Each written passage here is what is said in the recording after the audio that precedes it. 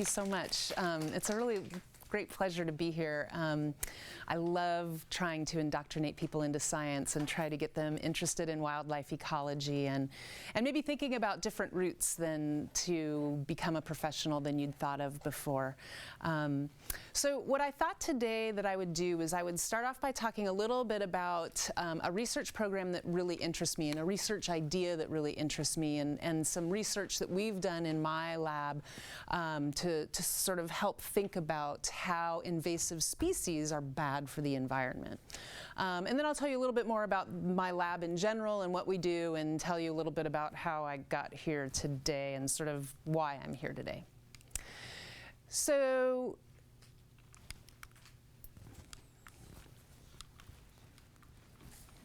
let's see. So if we think about invasive species, let's step back a second and think about the idea of pollution. So that's what I'm hoping that I can do today is sort of tie this idea of pathogen pollution with invasive species. So when we normally think about pollution, we think about putting chemicals into the environment and then that environment becomes polluted and bad for other species. But what I'm really interested in is the idea of invasive species themselves being the pollutor and that the diseases that they carry causing ill effects to other native species or to people themselves.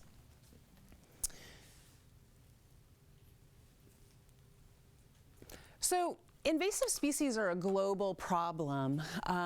We see invaders in all parts of the United States and globally as well. And just to give you three examples, Burmese pythons, of course, which is probably like the poster child for an invasive species in Florida. They are terrible for the environment in that they compete with native wildlife. Actually, they compete by eating them.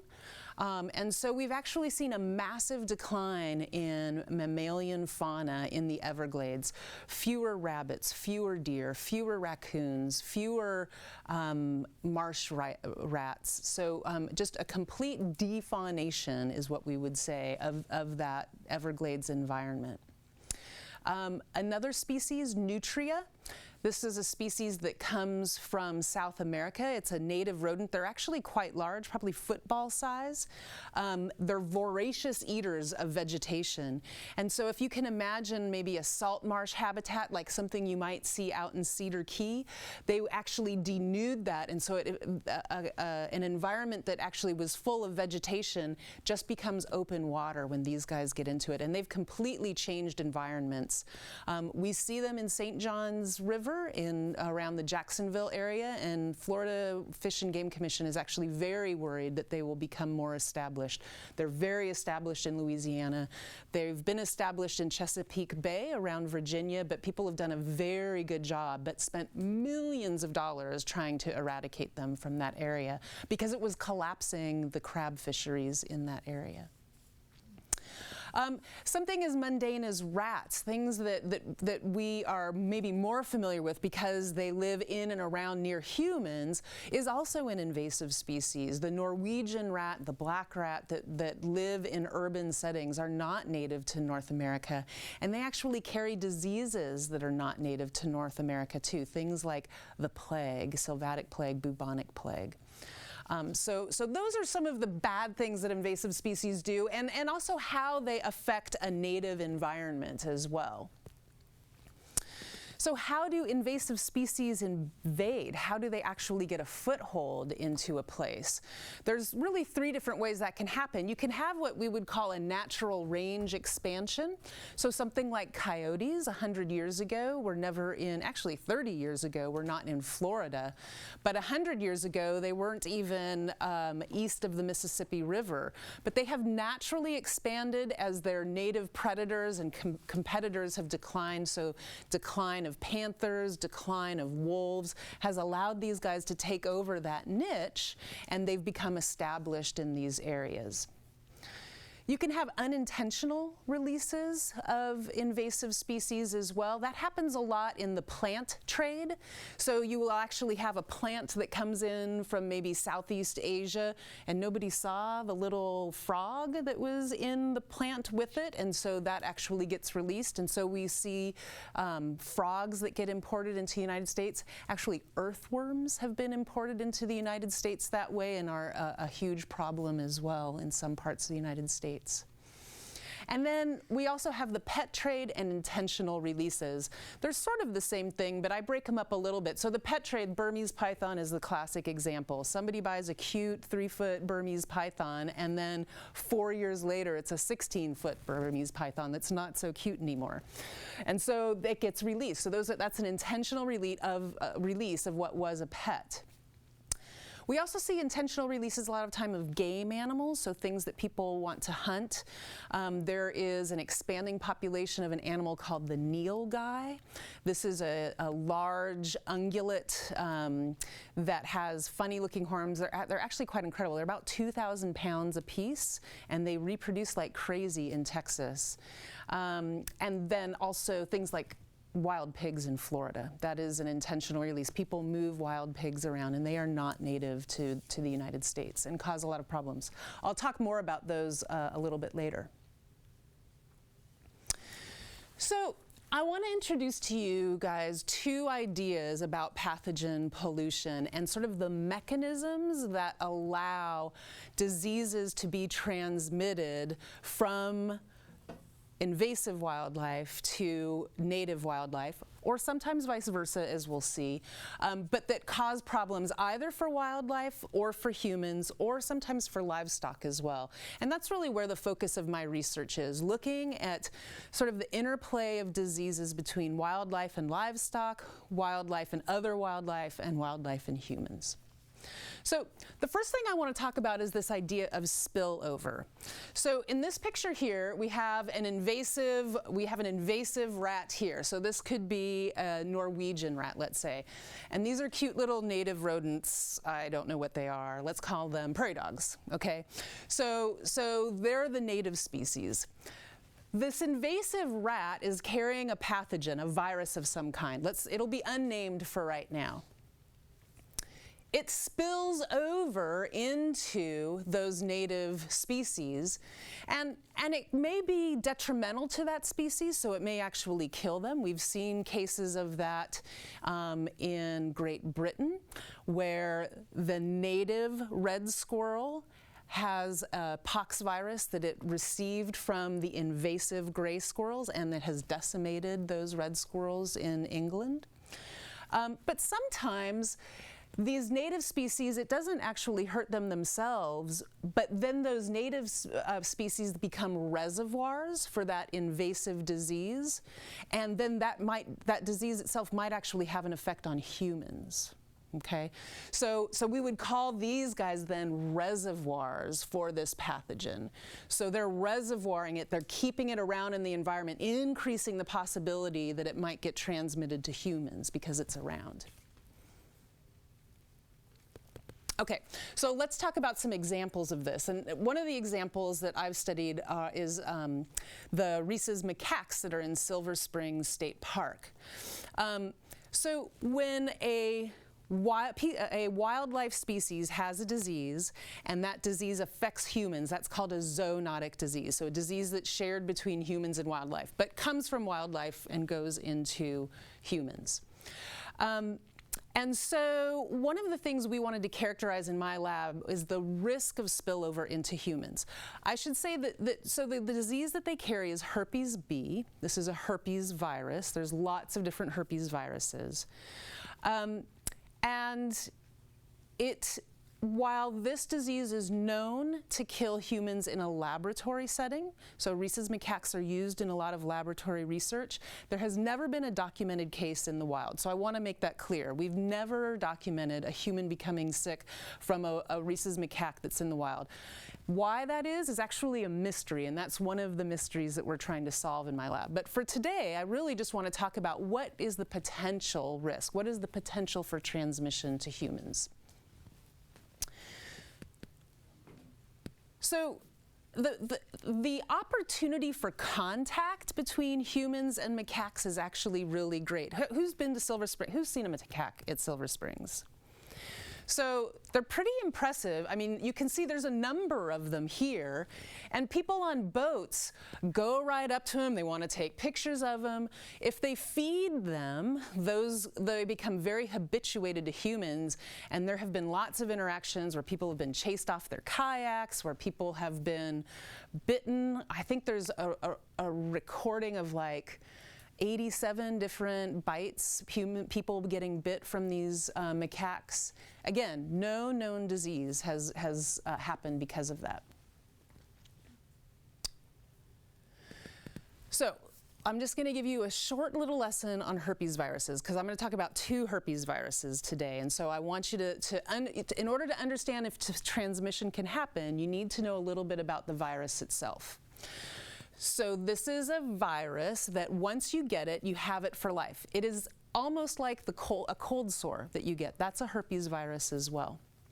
So once you have it, and you might actually have symptoms for a little while, but then those symptoms go away, but you still have the virus. And we call that virus, it's latent. So this is a period of latency. And actually where it hides is in these little neurons way up in your brain. And it's not doing anything. It's just sitting there waiting. And if you get stressed out, well, let me back up. Let me talk about how we might detect that in you. So your immune system is keeping that virus in check with antibodies that it produces.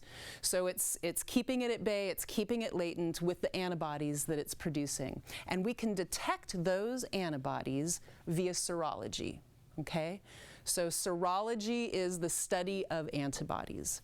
So if you are antibody positive or seropositive, that means you're producing antibodies. It means you most likely have that virus and you are a carrier. You're a herpes virus carrier.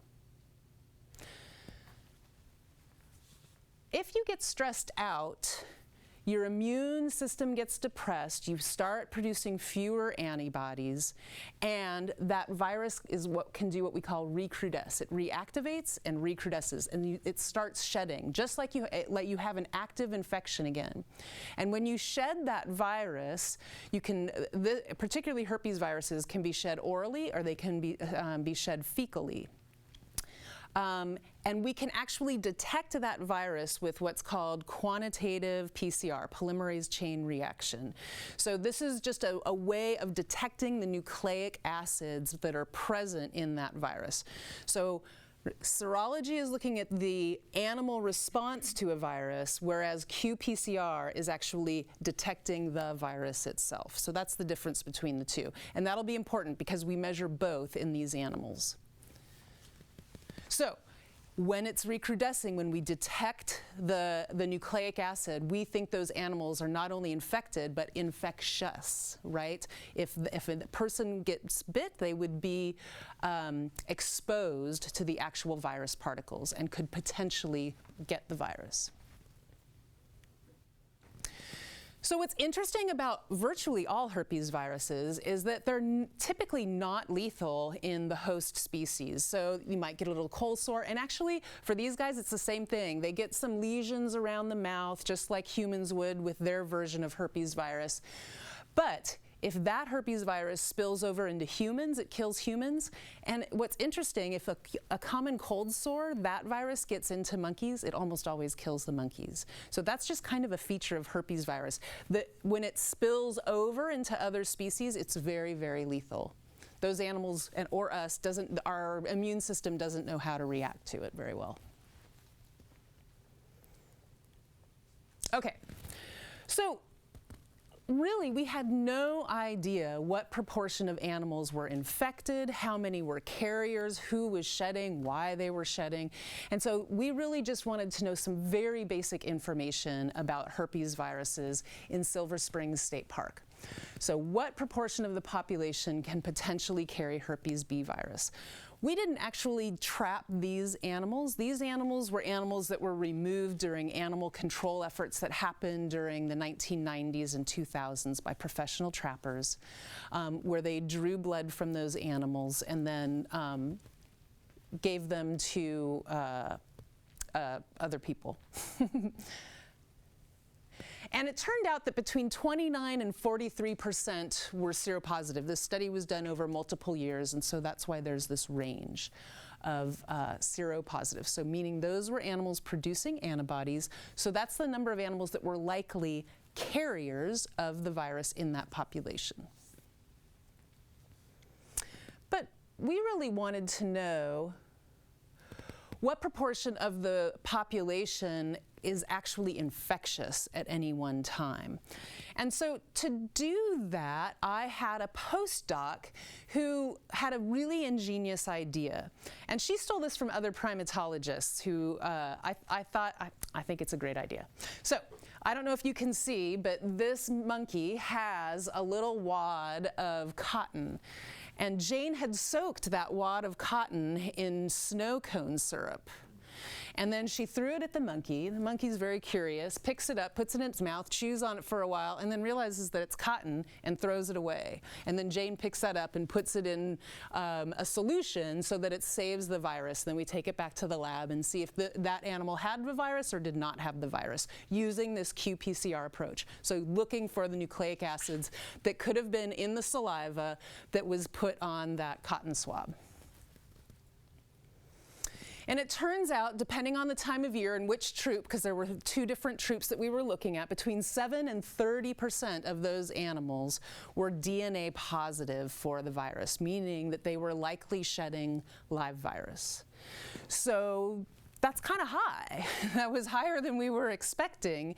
And we made recommendations to Florida Fish and Wildlife Commission based on that. And they're currently taking into consideration how this non-native species might be managed, because this is a rapidly expanding population that has moved outside of Silver Springs, from Tallahassee down to Sarasota, from Orlando over to Tampa Bay.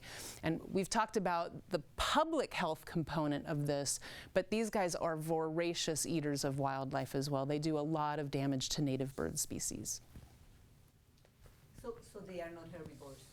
They are not herbivores. They're omnivores. They will eat anything. They do a lot of damage to crops too. Peanut crops in particular get hit really hard by these guys.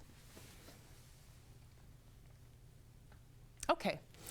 So that's the monkey story. So I also want to talk a little bit about feral swine, or wild pigs, and disease risk to wildlife. These pigs, well, they live all over Florida, but the place where we studied them is in the cattle ranches in south central Florida.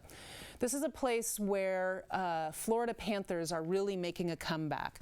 They'd really been south of Lake Okeechobee, and that was sort of their core range. But the populations are doing well. Florida panthers are making a comeback, and so when they make a comeback, their population expands and they need some place to go. And it's going to be these cattle ranches that become really important habitat for Florida panthers. And so we really wanted to know if feral swine were impacting panthers. And why do we think that they might be? Because feral swine carry 45 known pathogens that can affect livestock, like domestic pigs. They can affect humans. They can affect companion animals, your dogs or cats, but they can also affect wildlife as well. And so these are just a short list of some of the diseases that these guys carry. But what I'm going to talk about today is the interaction between feral swine and Florida panthers. And the one disease that I'm going to talk about is pseudorabies virus. So the name is a little misleading. Pseudorabies is not a rabies virus, it's actually a herpes virus. And so what I told you about the herpes virus for macaques is going to hold true for these guys as well.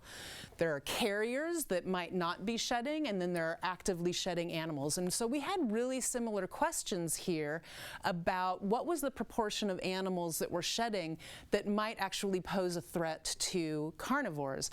Because while pseudorabies causes a very light form of disease in pigs. Same thing, maybe cold sores in the mouth. It kills all carnivores rapidly, and it's called Ajusky's disease when a carnivore gets it and dies. And why might this be important? Well, Florida Fish and Wildlife Commission has a lot of studies where they radio collar Florida panthers because they want to know the fate of them. What are the major causes of mortality in animals? And that's very difficult to know unless you study them directly. So these radio collars have what's called a mortality signal on them. And that mortality signal turns on when an animal hasn't been moving for, let's say, more than 8 hours. And so the signal changes, and so people will say, oh, okay, this animal has a mortality signal. They go and find the collar, and typically they'll find a carcass there. And then the veterinarians do a full necropsy to determine the cause of death. Turns out the #1 cause of death for Florida panthers is what we call intra-species aggression. So that's panther on panther killing. Typically, it's an adult male killing another male, a juvenile male, killing kittens, killing anyone who's in his territory, right? The second cause of death is vehicular accidents. How many times do you hear on the radio, oh, another Florida panther got killed? There's a lot of unknown causes. Sometimes you get there and it's just a pile of bones, so you have no idea why an animal died. But the third leading cause of known death is pseudorabies. Okay, infectious diseases writ large, but pseudorabies by far outpaces all of the other diseases that we see in Florida panthers. And why is that? Well, Florida panthers like to eat feral pigs. This is a really important component of their diet down there, where pigs are really abundant. Dr. Wisely, a question. So these feral pigs, is that the same thing as a wild boar? Yes. So it's the same thing? Yeah. So the one that people are hunting could have pseudorabies? And it is legal to hunt them, yes, absolutely. So they are a legally hunted invasive species. Okay. Mm-hmm. They're illegal? Legally. Oh, legally. Yeah. What's the sense of? Yeah, so they have a very interesting status. So if you have a wild pig on your property, you can treat it as, it's considered livestock, and so you could shoot it at any time, take it at any time. If it is on public property, it's considered public wildlife and is usually subject to the laws of that, whatever that wildlife management area is. So we did a statewide study concentrating in this area. So here's Lake Okeechobee, here is panther habitat, and this is where we really see a big expansion of panthers. So this is sort of the prime cattle ranching area of Florida, and that's where we see a lot of Florida panthers moving into. You can see that seroprevalence, so the proportion of animals shedding statewide is about 50%, 48%, so half of the animals are carriers of pseudorabies. On the state average for viral shedding is about 23%. But you can see some of the areas where we see the largest amounts of shedding are kind of far south down there, where it's kind of the first populations of feral swine that Florida panthers might see. So we wanted to study this a little bit further, and we're sort of in the middle of this analysis now, but just to give you sort of an idea of kind of what we're thinking about. So these red dots are locations of panthers, so just to convince you that this is sort of the core panther habitat area. This is Lake Okeechobee that I showed you before. But look at all of these forays by individuals all up and down the middle of the state here. And this is just more and more of those red dots are showing up every year. And we actually now, for the first time, I think last year was the first time, we actually have breeding females that are north of Lake Okeechobee now. So the highest prevalence that we were finding of feral swine having pseudorabies is in this habitat here. And so one of the things we want Florida Fish and Wildlife Commission to think about is how might you manage for feral swine differently in this sort of core panther expanding habitat than you would elsewhere. I mean, we're not advocating that this really popular hunted species be eradicated. That's, first of all, you couldn't eradicate pigs in Florida anyway. There's too many of them. But how might you manage them so that they might be less inclined to transmit the disease to panthers? Do you try and cull those populations a little bit more aggressively, particularly in this corridor? Do you try and capture and vaccinate? There is a pseudorabies vaccine for Florida panthers. These are all sort of things that are on the table to consider right now, because we know that it has the potential to dampen the expansion of this recovering endangered species. Okay, so those were some examples of spillover. So a non-native disease in a non-native species spilling over into native wildlife. But now I want to just think about this idea of spill back. Okay, in spill back, you have the cute native rodents and you have the ugly invasive rodents. And it's the native rodent that has a native pathogen. Okay, so it's evolved with this pathogen. It probably doesn't kill it. It's probably a reservoir, okay, for this pathogen. But it gets into the invasive species. And when that happens, it gets transmitted into these invasive species amongst themselves, and then this invasive species again becomes a reservoir for disease. If it killed all the invasive species, that would actually not be a bad thing, right? That would be a form of what we would call biocontrol. But in this case, we're going to say that it's a reservoir. And we haven't done any research on this per se, but I think this is such an interesting concept that I wanted to share a really classic example of this with you guys.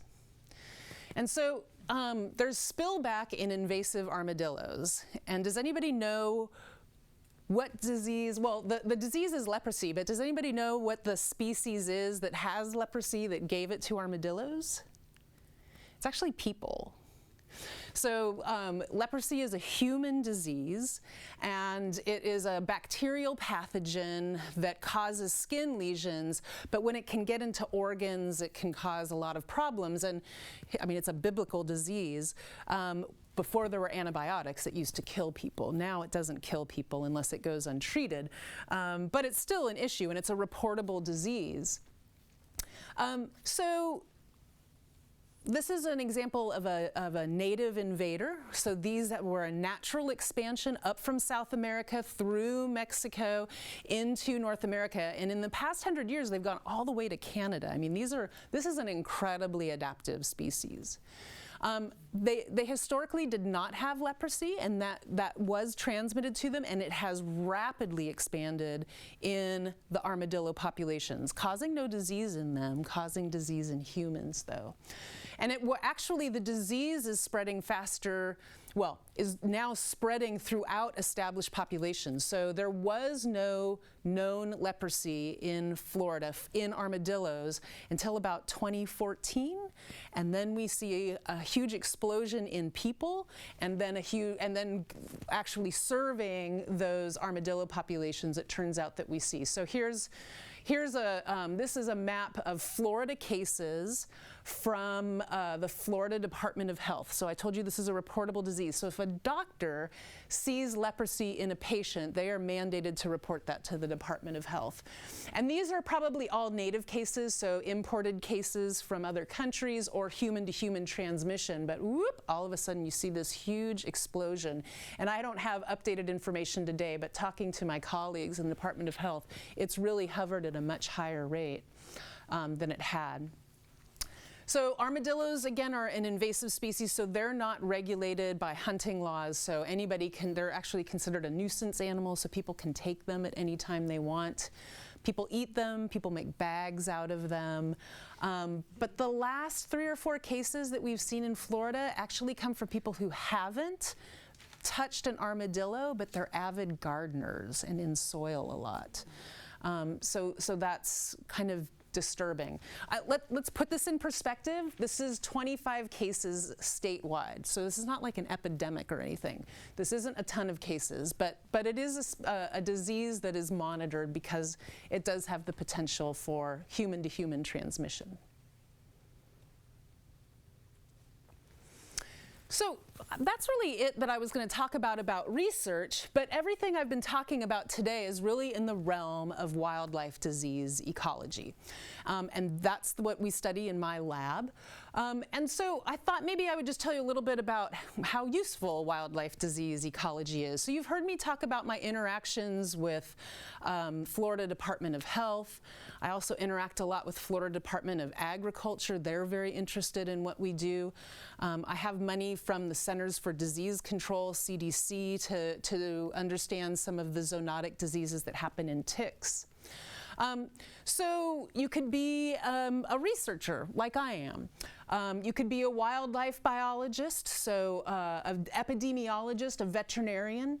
Who employs these people? So federal agencies always need epidemiologists. So an epidemiologist is someone who studies the interactions of diseases in populations. And veterinarians, of course, treat people. Medical doctors also need to know those sorts of things as well. So for federal agencies, I think I already told you the CDC, but I also work closely with US Department of Agriculture as well. They have large disease ecology programs. And then there's lots of people in universities, of course, that study wildlife diseases as well. And this is a long-standing field. So the Wildlife Disease Association is an international organization. It was founded in 1951. University of Florida has a student chapter of the Wildlife Disease Association. And so these are people who are aspiring to get jobs in these federal state agencies as well as universities. And then I just thought I'd tell you a little bit about my lab at the University of Florida and some of the other projects that we work on.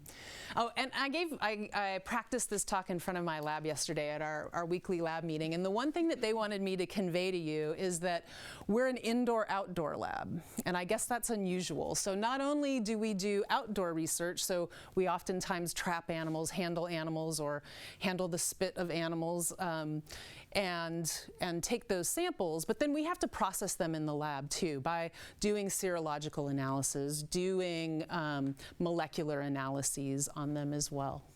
So we're indoor-outdoor ecologists. So I have a big project on deer. Joshua is involved in this project.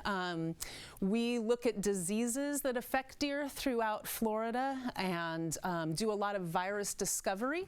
The two main diseases that cause death in deer in Florida are epizootic hemorrhagic disease virus and blue tongue virus. But we're actually finding that a lot of things that look like those diseases are viruses that have never even been described before. And so we whole genome sequence those viruses, we grow them up in culture and see really what those viruses are and try to describe them more fully.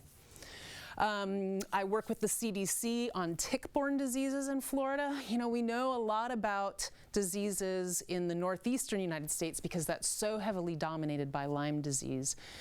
But we see people get ill in Florida with things that look like Lyme's disease, but then they get, it turns out that it's not Lyme's disease, but we don't know what it is. And so I have students that go out and they trap ticks, and we bring them back into the lab, and then we look for diseases in those ticks that might be transmissible to humans. Told you a little bit about the feral swine project. We have ongoing studies to look at different diseases other than pseudorabies. I have a student that works on cattle egrets, and this cattle egrets wander. So you might find an individual cattle egret in Cuba one day, and it could be in Orlando the next day, and then it could go over to Oklahoma, and then it could come back to Florida. And so these animals carry ticks that carry diseases, but they also carry things like salmonella. And because they're in very close association with cattle, they actually walk around behind the cattle and eat the insects that the cattle dust up when they're walking around. We have a lot of people in the livestock industry who are interested in the diseases that they might carry. And then not necessarily a disease-related question, but we've also been working with Florida Fish and Wildlife Commission to develop assays to detect capybara. So capybara have been seen on the Santa Fe River, although not quite as frequently now as we had seen them in the past. But the idea of using environmental DNA to detect these guys is becoming really popular. And so the idea behind that is that you take a scoop of water, you filter it out, and that there might be molecules of capybara in that water sample, and that you can use molecular assays to actually detect that signal of capybara in there. So we're doing that for capybara, and we're also thinking about doing that for nutria, the other species that I told you about that's also a semi-aquatic rodent. It works really well for invasive species that use water. It's much more difficult for fully terrestrial species that don't use water. That water suspends the DNA and makes it last really well. So far, this environmental DNA approach has really just been used for aquatic species. Just to tell you a little bit more about my route to how I got here, as Beatrice told you, I came from California. I went to UC San Diego, and I think it was my sophomore year. I was sitting in my very first ecology class, and a professor that was teaching the class said that he had 2 research positions available in the lab, and he was a very charismatic person, and so I thought, why not? I'll give it a whirl, see what it's like, and just became completely hooked. Hooked on research, hooked on sort of the university atmosphere and this sort of quest for knowledge and people asking questions all the time. And I graduated and realized that I just kind of was not ready yet to actually go to further school. But I knew I wanted to eventually land in a university. I had understood that much about what I wanted. But I took 2 years off. I worked as a wildlife technician for another researcher for a couple of years. And then I went back and got my master's. And by that time, I knew what I wanted to do. And then went and got my PhD. And then everything that successively has gone on to there. But getting involved in a lab, whether it's research or other things as well, is really, any sort of internship, I should say, is really beneficial to helping you land a job, right? Getting a good letter of recommendation, whether or not you go on to more school or go on to a job, making a connection with a professor is really important to having a good resume or curriculum vitae. And I think that's it. So I'm happy to take any questions about anything, about careers, about wildlife diseases, anything you want to talk about. Thank you.